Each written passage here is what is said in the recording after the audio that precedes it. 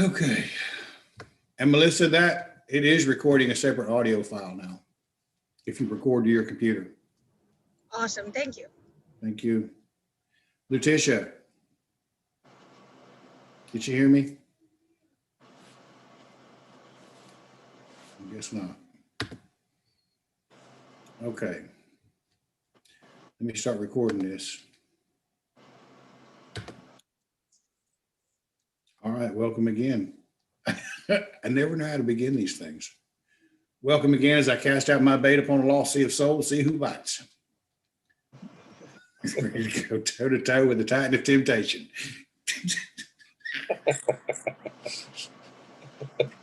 To confront that colossal crapola of evil itself. Here we go. Anyway, so the Voluspa is one of my favorite poems for a lot of reasons. It starts at the beginning and it goes to the end, but there's some interesting stuff there when she first comes up. This is a dead person, right? This is a dead person that Odin goes to talk to. I had a thought the other day. How long did Odin's father rule? How long did Odin's grandfather rule? What were the stories of those ages? That's something that has kind of caught my eye because she speaks of it. 9 worlds I knew, the 9 in the tree with mighty roots beneath the mold. I remember yet the giants of yore who gave me bread in the days gone by. She's talking about the rule of Odin's father. She's talking about an age gone by. And I think in that part right there, we get the hint, if we're present in the moment, that there is the outline of a cycle being placed in front of us. The Ouroboros, if you will, the snake that's always devouring its tail, a snake that sheds its skin, cannot grow kind of thing. Old tales I remember of men long ago, but she could also be talking about it right now. And that's the kind of thing that blows my mind. She could be talking about it right now. Would you tell her to shut up? Or I will. Yeah, they're in there raising hell. Anyway, that kind of thing catches my eye. It could be long ago or it could be today, right now, what we're facing. What is which point of view is going to provide us with the most beneficial aspects to our lives today? Well, they both will. They both will. And how does it start? For one, we have to look at the end of this tale. There's all kinds of interesting ideas that begin to emerge. There are patterns throughout the Voluspa. The appearance of greed, the shaping of men, the leveling of the land, the sun from the south warmed the stones of the earth, green was the ground with growing leeks. That's how it starts again. That's something we can always count on. The sun from the south warmed the stones of earth, and the green was the ground with growing leeks. The sun, the sister of the moon from the south, her right hand cast over heaven's rim. No knowledge she had where her home should be. The moon knew not what might was his. The stars knew not where their stations were. As odd as it sounds, it could also be a magnetic pole reversal. And if you haven't watched Suspicious Observers on YouTube, you probably should. That is one of the most science-based approaches to the environment you will ever come across on YouTube. Literally some of the greatest scientific minds of this age with regards to the environment, the influence of the sun on this planet and everything else are collected in that. And he does it every single day at 5 a.m. without fail and has for years now. But there's a lot of evidence of these kind of things as the North, and right now the North Pole is moving so fast across the top of the earth that they've had to recalibrate all of the digital guidance systems, the GPSs for the shipping lanes, for aircraft. It's moving too fast. It should have lasted for 12 years. It only lasted for 5. So there's that to consider as well. Are we looking at the kind of radical changes to the Earth's environment that led to the extinction of, say, the 35 genera in North America alone at the Younger Dryas Comet impact? Or are we looking at, if we go back another 70,000 years to the last interglacial period when life was booming across the Earth at that time? And then it also stopped as another ice age developed. The fact of the matter is, on the grand scale and on the small scale, we are always at the mercy, or it would seemingly that we are at the mercy of radical change. Much of it out of our control. And it seems as if in the political landscape, it seems as if in the news, it seems as if we watch the people around us, that we might also succumb to that kind of idea of seemingly being at the mercy of those in the world who are uninitiated and uneducated. And yet I would submit to you that in this tale alone, we might find those ideas that give us what we need to build the strength of character necessary to withstand such an onslaught against what we perceive as our personal freedom. So I will jump to the end.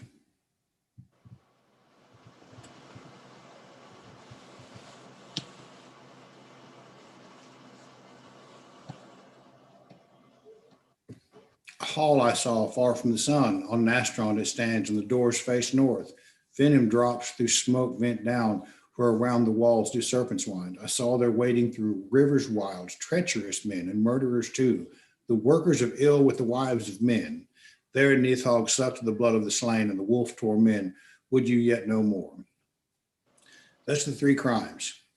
That's the 3 crimes we don't forgive and we don't forget. Treacherous men, murderers, and the deceivers of men's wives. Those are the 3 we don't fucking ever forget. At the root of each of those actions is a man's ego.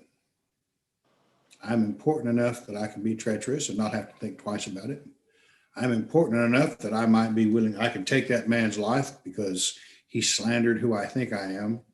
And I'm important enough not to care about any of the things going on in that woman's family or that man or those children or what this act is going to do, and I will deceive this man's wife. At the root of all 3 of those is the idea of an ego.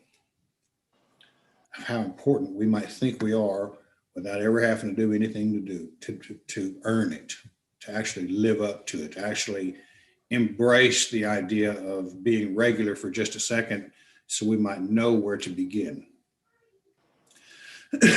Then to the gods crowed Gullum Camby. He wakes the heroes in Odin's hall. This is Valhalla. And beneath the earth does another crow, the rust-red bird at the bars of hell. Now Garm howls loud before Nipahedr. The fetters will burst and the wolf run free. Much do I know and more can see of the fate of the gods, the mighty in fight. Now, is that the fate of the gods? Or is that the tussle between a man's ability to move up or down his axis mundi with regards to his spirituality on a daily basis?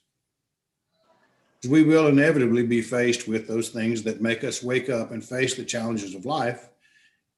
And we might either rise to the occasion or we might succumb to those lower dimensions of hell so we can learn. That is not a punishment to sink to those levels. What do those levels of hell hold? Helheim, her realm. What do they hold? It holds all the knowledge of all the ancestors that have passed on before. That is where you'll find the halls of your ancestors. That is where you find Balder and Nana at this moment. This is where we might go down to learn.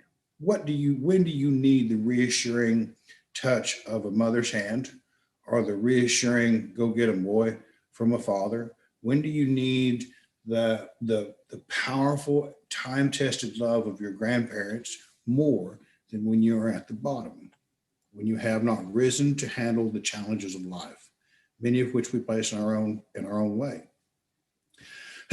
So that looks like a terrifying passage. But if we apply it to ourselves, well, now we're looking at something very special. Now we're looking at a set of guidance here, if we have the understanding of the inspired and the initiated, of what this really means. Now, Gelm, Howers, Loud, Nip Heller, the Federal, they already read that. Brothers shall fight and fell each other, and sisters' sons shall kinship stain. Why would they do such a thing? Well, because they think they're fucking more important than the other guy.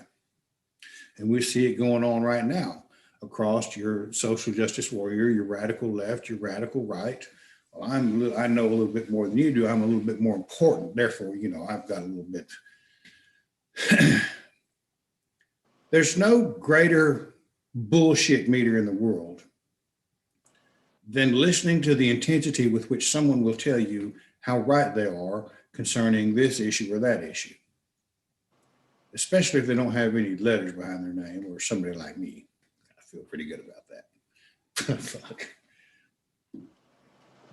But listen to some of the radical ideas you see. Listen to some of the radical ideas of people that have been through the ringer and have grasped onto some idea that has allowed them to salvage the most important aspects of their ego without learning from the experience. And there you will find the intensity that brothers will fight with brothers and sisters' sons shall kinship stain. There you will find the treacherous men, the murderers, and the deceivers of men's wives. So what we're faced here with is not only a war within ourselves, but also a war within the society at large. And I always thought it was odd that within the safe boundaries of that society at large, that we might also find the security enough to bitch about it. As soon as we don't get to, everybody's raising hell. Oh, I can't be on Facebook. Fuck Facebook. Kicked me off of being a whatever. Hard is it on earth with mighty whoredom. Axe time, sword time, shields are sundered. So when our women are in a time when they feel that that is an outlet, you can go to your OnlyFans and see all of them, or Pornhub, or anything else like that, where they believe that their value is the easy buck that they're going to make doing whatever. An axe time, a sword time, people fighting in the street. Shields are sundered. Now, what is a shield? It's a defense. It's a protection. And those two things right there, the violence of men and the shaming of our women, these are the kind of things that eat at the defense of who we are as men. These are the kind of things that cast doubt in even the staunchest of thought processes. These are the kind of things that make men question their ability to be able to bear up under the load. A wind time, a wolf time, ere the world falls. Nor ever shall men each other spare. When men are about to go down, I promise you, misery loves company. And people that are miserable will do everything in their fucking power to make sure that you're just as miserable. It'll be a smart ass comment. It'll be a dumbass observation. It'll be something to get you just as riled up as they are, but it has the same effect. Because at some point you'll see through the lie, you'll see through the bullshit. Then where are you? What damage have we caused because we didn't know who we were? Because the foundations of who we are were eroded with the mighty whoredom and the violence and all of the other things. Now, I'm not saying to be a prude, and I'm not saying don't be prepared to punch a dude in the mouth. But what I am saying is when it's been so capitalized upon, we might want to be cautious of that. Because it might not be serving any better purpose than to make sure the person doing it the most is making money from you. When we say reject the modern world, I look at the modern world and I see a lot of comfort, I see a lot of convenience, and I see a lot of things I really don't want to give up. I like driving around in a big SUV, sucking up gas and creating a carbon footprint and just looking down my nose at electric cars and shit. But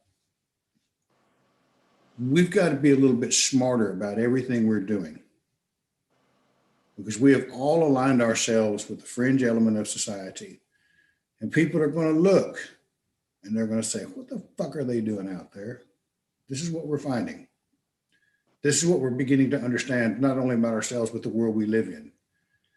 In every generation, there is some individual whose thought process or mind escapes the boundaries of the limitations placed upon them by the society in which they live. And who knows who that could be? Is it going to be, Justin? Is it going to be Paul Wagner? Was it Steve for a time? When men create these ideas with this kind of understanding, look at what they achieve. Outside of much of it done outside of the natural framework we all believe we must follow.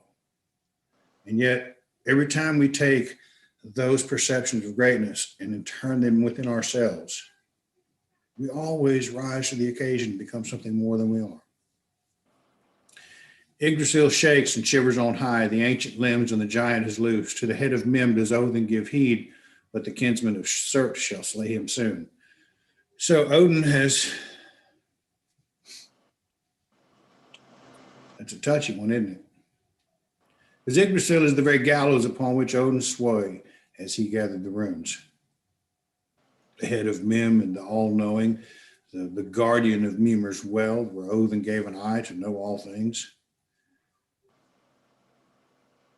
And it's all under threat right now, isn't it? The very foundations of everything we have held, maybe not sacred, but certainly stable, is all under threat.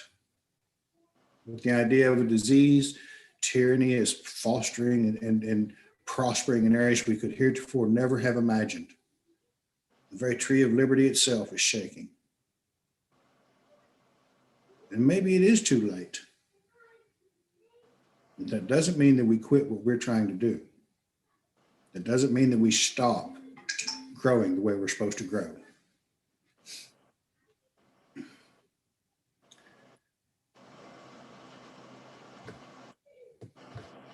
How fare the gods? How fare the elves?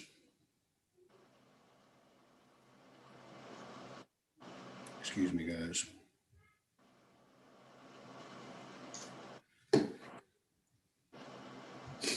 All Jotunheim groans, the gods are at council. So this does not only affect us, this is affect even the most simple of individuals. No one is safe from this kind of event. Loud roar, I can't say even that word, roar the dwarves by the doors of stone. The masters of the rock, would you yet know more? No element of existence is safe from this kind of threat of tyranny. Now Garm howls loud before Nibelheller. The fellows were birthed and the wolf run free. Much do I know and more can see of the fate of gods, the mighty in fight. That's a repeat. From the east Gims hear him with shield held high. In giant wrath does the serpent writhe. Over the waves he twists, and the tawny eagle gnaws corpses screaming. Naglfar is loose. So there's shit coming our way. I mean, I saw a huge fireball in the sky in West Virginia. I saw a report of another one over China on the 23rd. Next thing, it'll be an alien invasion. It won't be a bug we can't see. It'll be a damn alien. Who knows? I mean, 2021 is liable to be a motherfucker. It's everything that we have, everything that we have taken for granted is now could be at risk. Lana said the other day that perhaps there is, she said, pay attention, look for sweeping hate crime legislation. It wouldn't surprise me. Over the sea from the north there sails a ship with the people of hell at the helm stands Loki. After the wolf do wild men follow, and with him the brother of Bialysticos. So with the people of hell, they're talking about those three types of individuals. They're not talking about the halls of our ancestors. They're not talking about some hellish domain of where the straw dead go. They're talking about those three types of individuals: treacherous men, murderers, the deceivers of men's wives. Those are the people that will follow Loki, who really and truly represents the uninspired human intellect, and the ego will run amok. Who else would they follow? Surt fares from the south with the scourge of branches, pure on fire. The sun of the battle god shone from his sword. The crags are sundered, the giant women sink, the dead throng hellway, and heaven is cloven. So even though they're all coming to battle, it's not going to spare anyone. Even the people that think they're on the right side of the fight, even the people that think they're on the winning side. To get someone motivated enough, other than a prize fighter, to get a soldier motivated enough to be willing to take the life of the enemy, there's a certain amount of conditioning that goes into that. Basic training, they shoot at targets that are the shape and size of a man. We watch movies all our lives with radical violence in it. We play games with radical violence in it.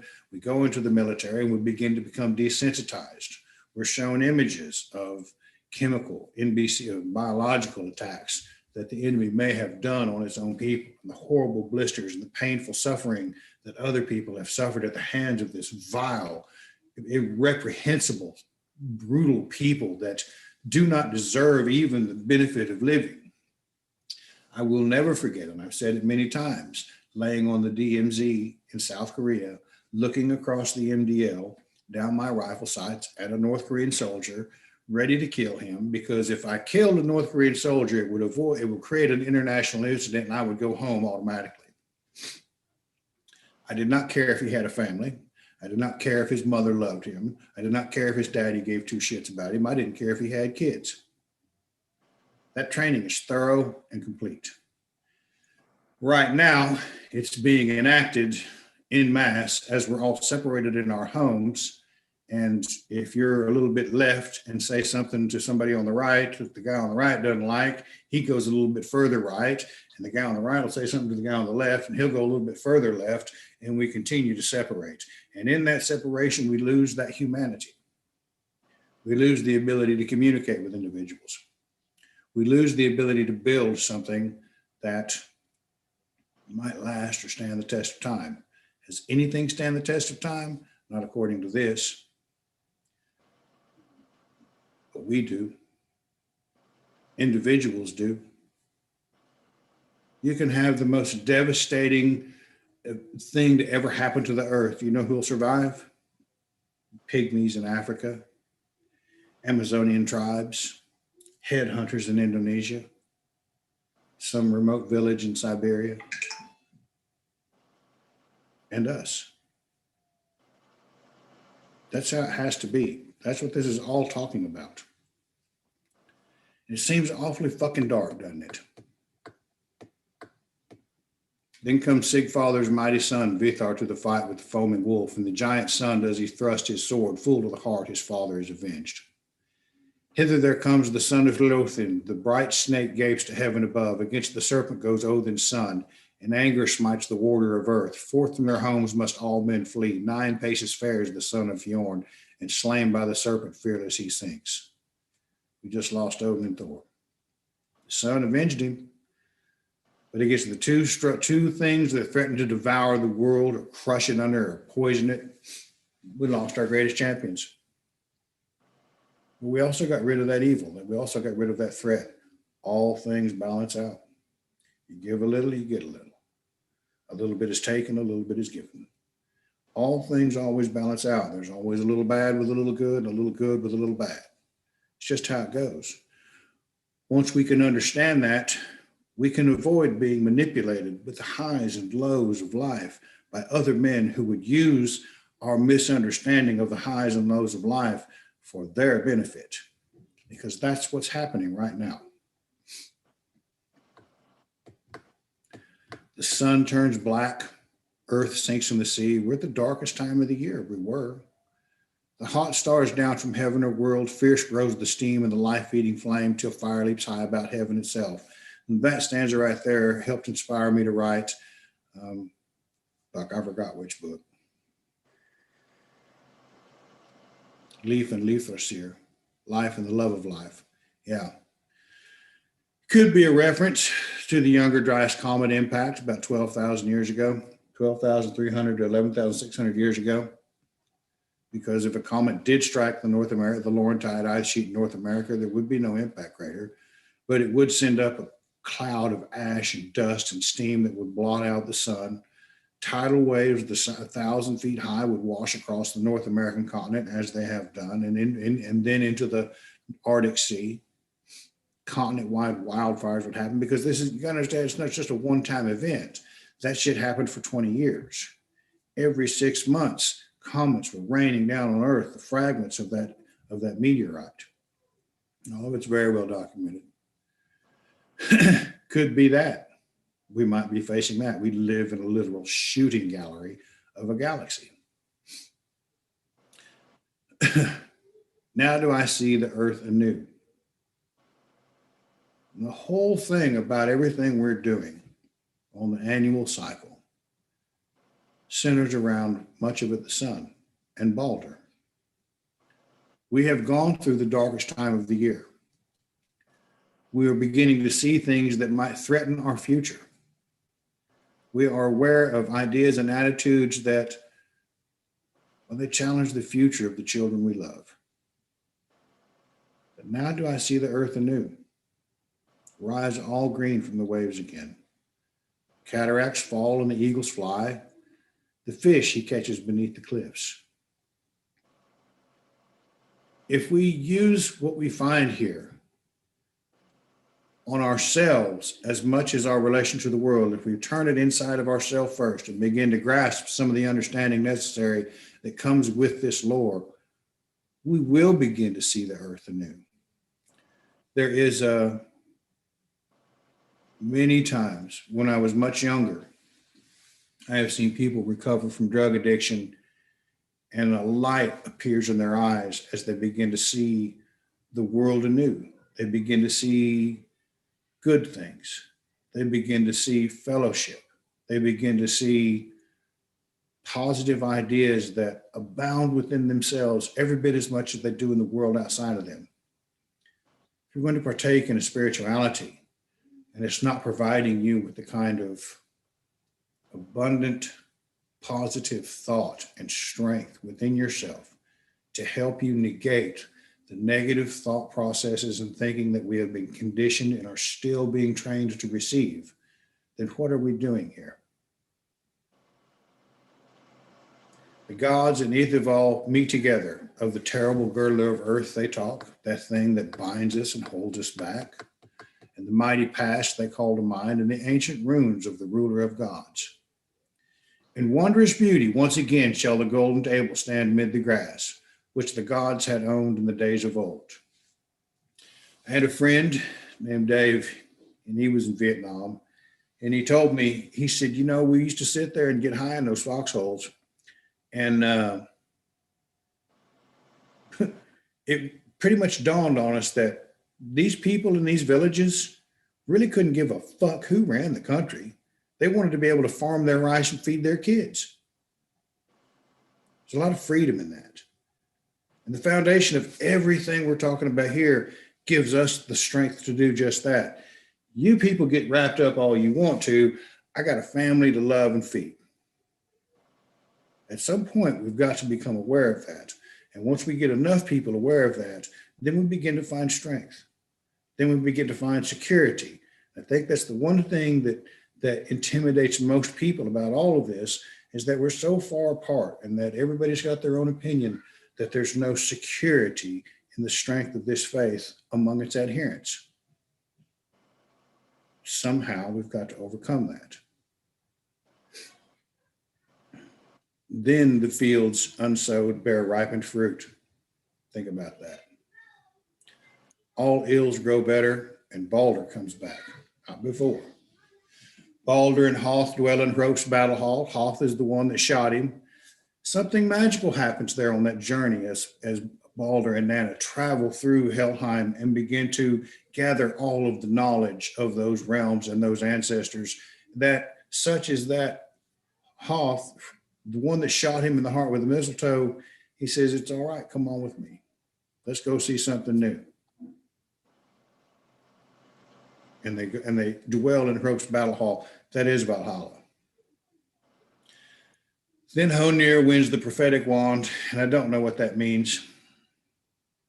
And the sons of the brothers of Tvegi abide in Vendheim. Now, more fair than the sun, a hall I see, roofed with gold, on Gimli it stands. There shall the righteous rulers dwell, and happiness ever there shall they have. There comes on high all power to hold, a mighty Lord, all lands he rules. Many people would like to use that to call this too heavily Christianized, but we were just told that Balder returned.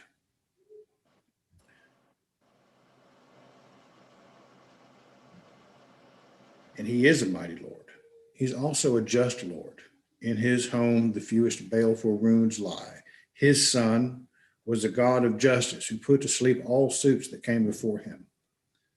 There's something very special in that idea as the sun returns to the world as we celebrate Yule and Twelfth Night and all the things that are coming up as the days begin to get longer. We're looking at the return of literally the sun to the world, Balder himself. In those ideas that he might espouse most effectively,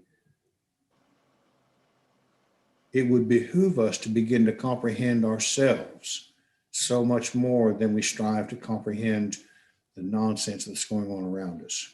You cannot put the cart before the horse. It was in that frame of mind that I did some small amount of writing today. And I put it on my Patreon. And I'm writing about the runes because to me, the runes are something that give us exactly what I'm talking about, that give us that insight, that little pointer along the way. Where is the sign that shows me this is my next step? And so many people would love to know that. So many people would love to know, okay, so I know all of this stuff. I see the challenges. I see all of these challenges lined up against me. I see all of this stuff that I've been conditioned to think. Where's the sign that points me in the direction I need to go now? What should it look like in my life right now? And the runes are that answer.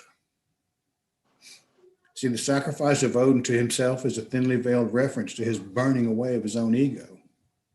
And yeah, I know several people that absolutely hate if I reference the ego as something to be rid of, but it's true. And there's ample evidence of it being the root cause of many of the problems people perceive in their life. And it's all about perceptions. What will other people think? Short answer, it's time to stop giving a damn about that. This is the most surefire way to begin eradicating the oftentimes corruptive influence of a person's ego. If you stop worrying about whether or not somebody is going to say something bad about you, well, you might get a little somewhere in this world. Oh, maybe it comes with being 50. I mean, I think at 50, there's a real true, I no longer really give a shit aspect that happens. I don't know. You get beat up by it. And so hanging from a tree, most likely the Axis Mundi of the universe itself, Yggdrasil, Odin faltered, pierced in the side by his own spear. No food, no water, no help for 9 days and nights. And at the point of death, when he hears the songs of his own ancestors, he falls or is cut down, which I like to think he was. And shrieking, he finds the crystallized images of the cumulative body of thought from the realm of the dead, the runes. What kind of message would they send to us? The fucking lottery numbers? Probably not. Images which convey messages most people will never understand. Now, if you look up the runes on any of these sites, it'll tell you 100 different fucking things every one of those images stands for. And this is a problem. Aristotle said that like can only be grasped by like. By that reasoning, then, the divine can only be appreciated by the divine mind, something we should be cultivating as we shed ourselves or divest ourselves of the learning that has created such havoc in our lives. It will never be truly understood by the rationalistic self-deceit so prominent amongst scholars and amateurs of the day. The type of mindset which sets itself above the truth of history. It is not the accumulation of knowledge which most benefits the understanding of these runes. In fact, it is a detriment to such pursuits. What we need is the possession of insight so in tune with our own being that it represents a mainline connection to some deeper, more primal part of the soul itself. That is where you will begin to comprehend what I'm going to write about. Because I'm not going to give you a list of images and symbols so that you might accrue them in some idea which will allow you to neatly sidestep the hard work of living. I'm going to show you the path of life, the path of every person's life, and the promise of what it will look like if you do indeed manage to bear up under the load of this precious gift of living. I assure you that just like everything else, once the hard work is through, the reward is the truly great thing. If you look at the third et of the runes, you start with Tiwaz, the idea of just sacrifice. If you look at the second et, they're not real fun. There's no fun there. You're going to be, it's time of need, everything's frozen over, blah, blah, blah. But then it kind of starts to turn around.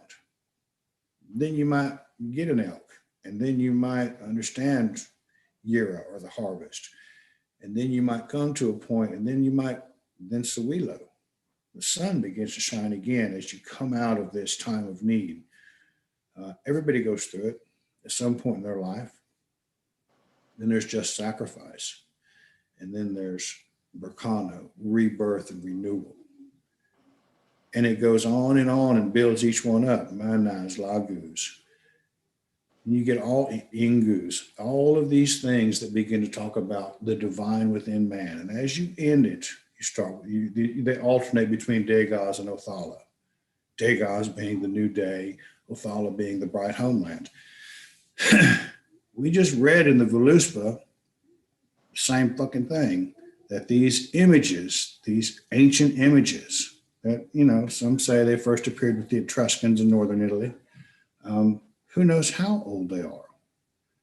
But these ancient images that convey the ideas of the path of a man's life, they do require that kind of mainline connection to the primal aspect of the soul for us to begin to understand the path that we should be on. And I assure you, it is not following the herd and listening to the news and spending our time getting wrapped up in ideas we can't do a fucking thing about. So put your bullshit meters on, because tomorrow's Monday. And I actually do have to work. Fuck. So I'm going to grab it by the nose and go out there and whip its ass. Anybody got any questions? Thank you, Brian. That was awesome. You're welcome. I'll sit here and drink my peach Bellini. It's a very manly drink, Brian. It's called confidence. I brim with it. Brimming with it. It's like a poison. I'm gonna bottle it up and call it Black Tiger Sex Machine and sell the fuck out of it. Why do you do this? Because if you ever take yourself too seriously, you'll go insane. Don't forget that, Zoe. I was going to call it Egyptian musk, but I was too afraid of people getting the image of peeling that foreskin back to get it. It was like, no, I ain't gonna do that. Ooh. Oh my God. Stay away from there. Well, I'll see you later, Brian. Okay. This is a family show. Bullshit. I regret having ears. I'm sure you do. Cover your ears real quick, because I got one more. Oh my God. Goddamn. Anyway, it smelled really good, but I immediately got an image of a dick in a box, and I was like, God damn it. Can't have it. Anyway, anybody got any questions about any of the wonderful stuff I was saying and not this lunacy I fucking dance around? I think I'm good. Good. Okay. All righty then. Renee, I see you hiding there. Yeah. How was your Hey, gift? you're working. How was your I like Yule, that. honey? Huh? Oh, it was all right. How about yours? I did a 8-hour drive through a blizzard in Minnesota to get to Oklahoma with 3 kids Wow. in the back seat. Wow. That's great. You got there. Yes. Yeah, it was great. It was great. It was great. It was good stuff. Are you living in Minnesota now? Yeah, I started a job up there on next Monday. Wow. Once I That's get good news. Oh, I don't know. We'll see. I think it's going to be pretty good. I mean, 6 months or a year, I could be on here belly aching, crying like a bitch, needing to take a red pill. You know, who knows? Right now, it seems pretty good. If she was in here, she'd. That's good. Yeah, it's not bad at all. Good for you. Okay, where's the seasoning at? Why are we not promoting that yet? It should be here this week, and I've got the labels. I've got everything except the actual ingredients. I'm going to call them tomorrow, because it's coming from California. I'm not what's taking so long. Okay, probably COVID. Oh, I forgot about that mess. Yeah, it's a COVID delay, I'm sure. It took almost 90 days to get my last book on Audible. Wow. Because of COVID. Courage, love. But yeah. Well, good. You gotta let me know about that spice, because I'm gonna tell everybody that this show is promoted by. You will be the first to know, and I'm that close. As soon as I get the spice, I've already talked about what I'm going to use to mix it and pour it in there, and everything else is ready to go. I'm ready to sell. So yes, we will be powered by this. Yes. It's like we live on Dune. The spice is the reason. Anyway, get you a couple of little grocery stores, man, and get you going. Yeah. All right. Well, good. I hope everybody had a happy Christmas, Merry Yule, and I would say happy Hanukkah and a great Kwanzaa, but I don't know if it'd go over very well. So I'm going to leave that out.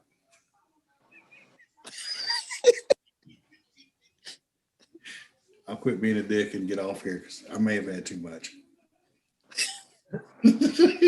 Thanks, Brian. All right. Thanks. We'll see you guys later. Y'all have a good week.